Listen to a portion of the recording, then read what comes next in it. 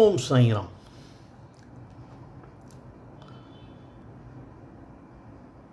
तव्हांखे पंहिंजी जोइ जी मूड जी ख़बर कीअं पए? मां हुन जा कुझु पॉइंट्स नोट कया आहिनि, मां तव्हांखे ॿुधायां थो। मूंखे कीअं ख़बर पवंदी?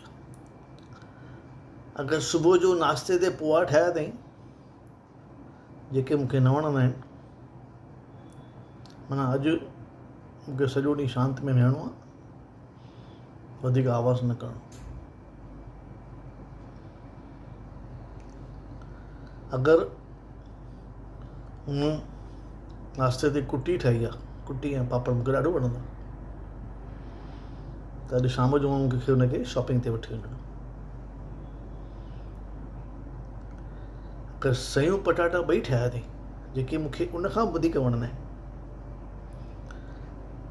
त अॼु तनिष ते वञण जो वारो आहे, अॼु पूरो कटणो आहे।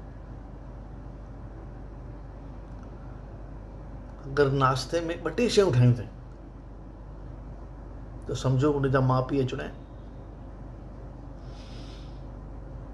ऐं नाश्तो ठाहींदे ठाहींदे किचन मां 2 दफ़ा आवाज़ु आयो आहे, ॿारनि ते दड़का कढिया अथई ऐं बर्तन किराया अथई, माना तव्हांजा माउ पीउ अचणा आहिनि। चओ साईं राम।